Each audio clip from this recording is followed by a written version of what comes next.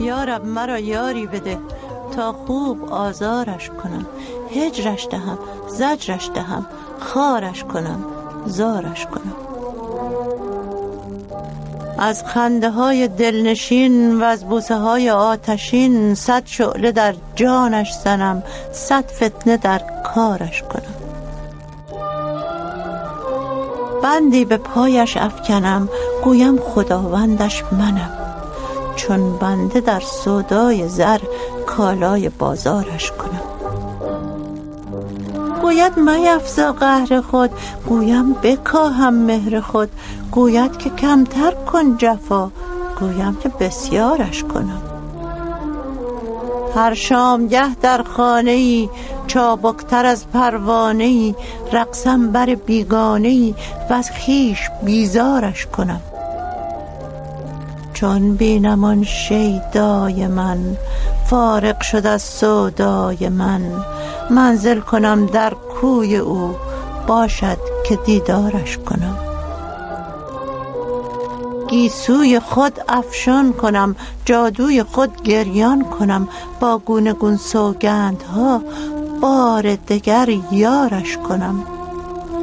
چون یار شد بار دگر کوشم به آزار دگر، تا این دل دیوانه را راضی ز آزارش کنم، تا این دل دیوانه را راضی ز آزارش کنم.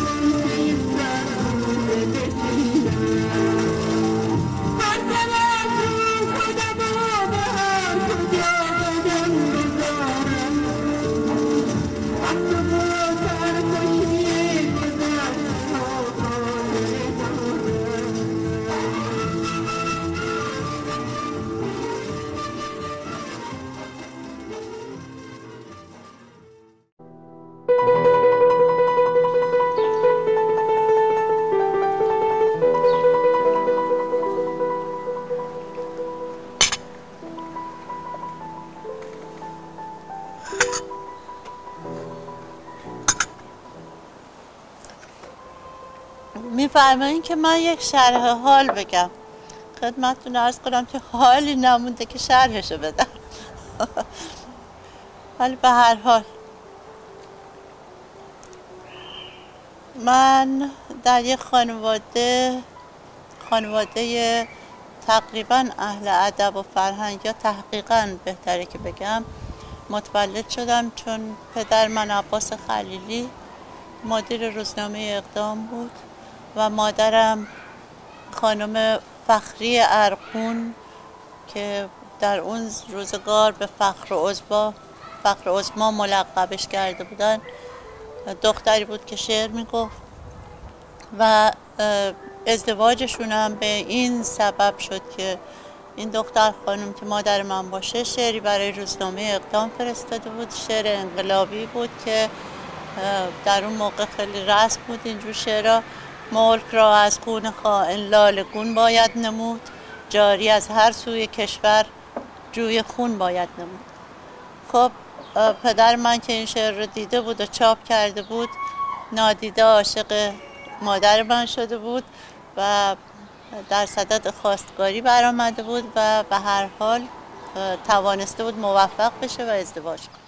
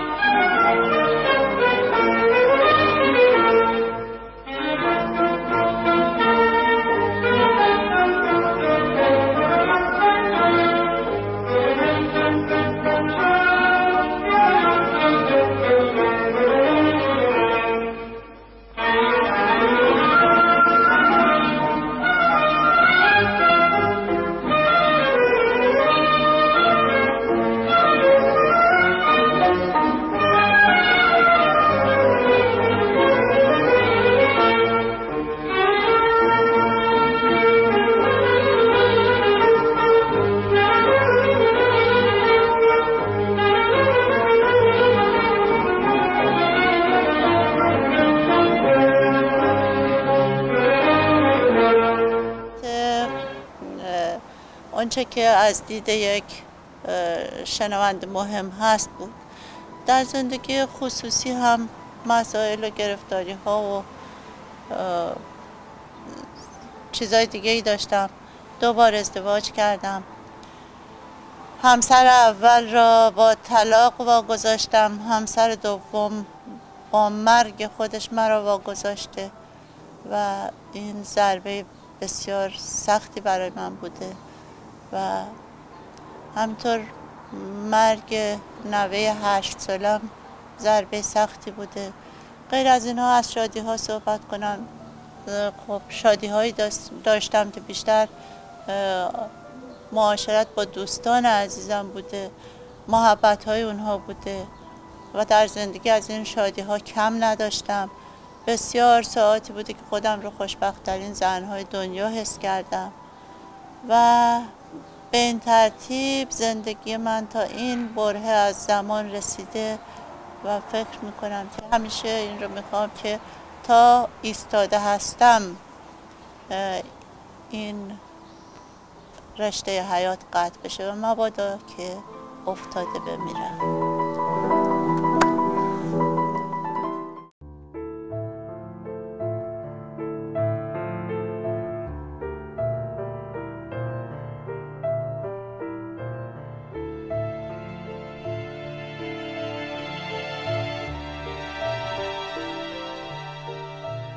چرا رفتی چرا من بیقرارم، به سر سودای آغوش تو دارم. نگفتی ماهتاب امشب چه زیباست، ندیدی جانم از غم ناشکیباز. چرا رفتی چرا من بیقرارم، به سر سودای آغوش تو دارم.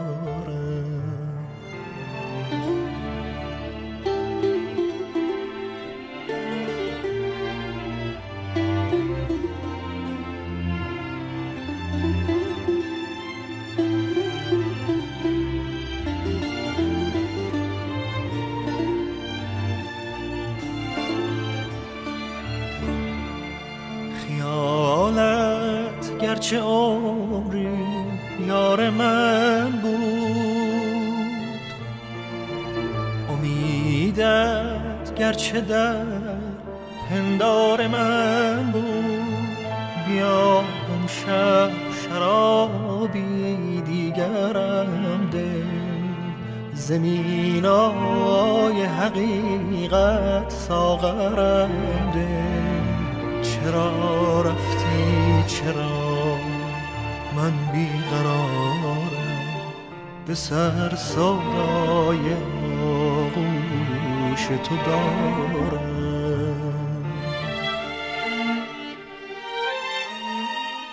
از کجا بگم؟ شما فقط به من بگین که از کجا بگم من براتون از آقای قمصری شما بپرسین ازشون که و خواهش کنین که از چی صحبت کنن.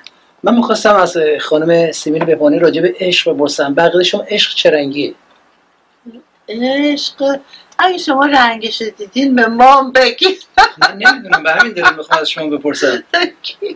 به نظر من اون عشق واقعی هیچ کس رنگش رو نمیبینه. یادتون هست آقای قمصری شما با من مصاحبه میکردید در مجلتون و از من پرسیدین عشق چه رنگیه؟ گفتم عشق بیرنگ، رنگ نداره، اگه رنگ داشته باشه عشق نیست.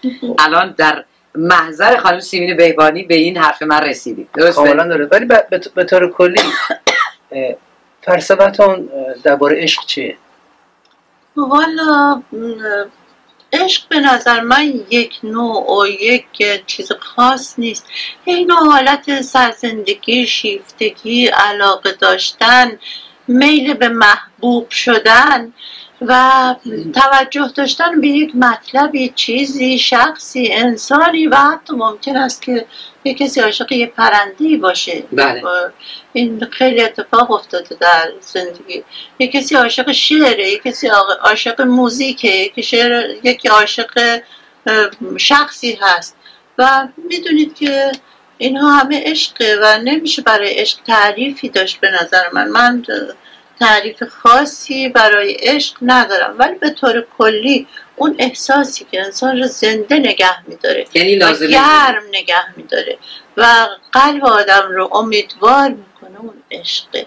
یعنی هر چیزی که در شما این حالت رو ایجاد کرد و شما رو به مرحله رسوند که به تکاپو بندازید برای دستیابی یه چیزی، سعی بکنید، تلاش بکنید، گرم باشید، بهتون احساس زندگی بده، اون عشقه. پس به همین دلیله که خانم زرتاب همیشه عاشقن. همیشه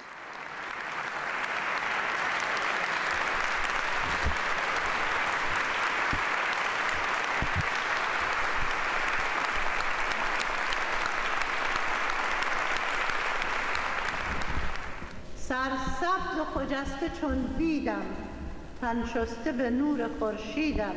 از پای نشسته را بر سر، فرض است که سایبان باشم.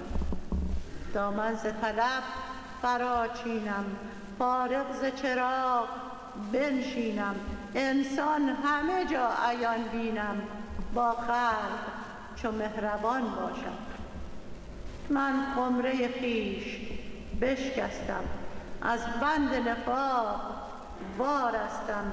گفتم چو در این جهان بد هستم، دل بسته این جهان باشم.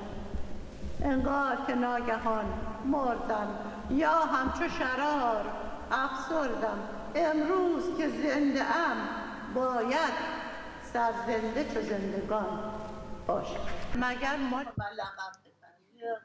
وقتی جوان‌تر بودیم غزال می‌خوندن، یه خود بهتر شدیم می‌خوندن نیمای غزل، بعدش گفتن نمیدونم بانوی غزل، بعدش گفتن بانوی شعر، بعدش گفتن حالا همطوری تا رسیدیم به سیمین سقوار.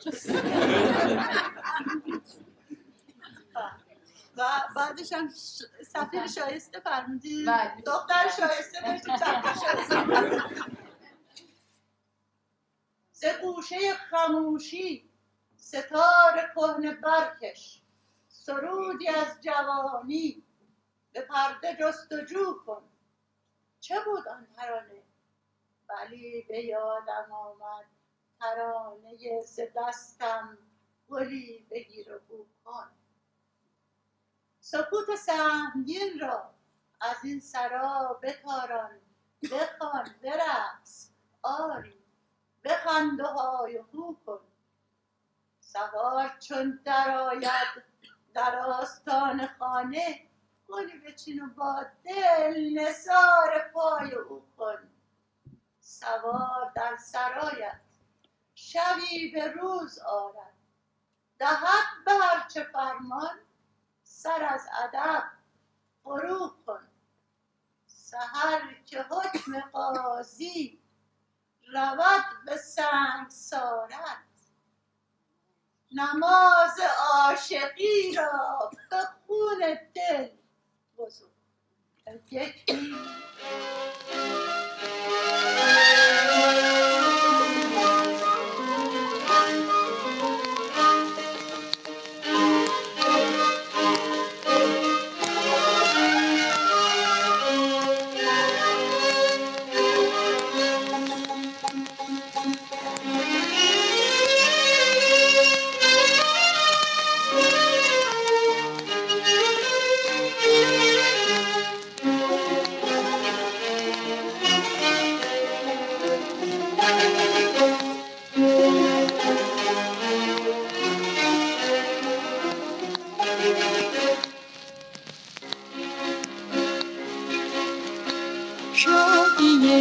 پروانه ها گردشه، پیمانه ها گرمیه، افسانه ها از آرزوها پر می‌کند دلهای ما را.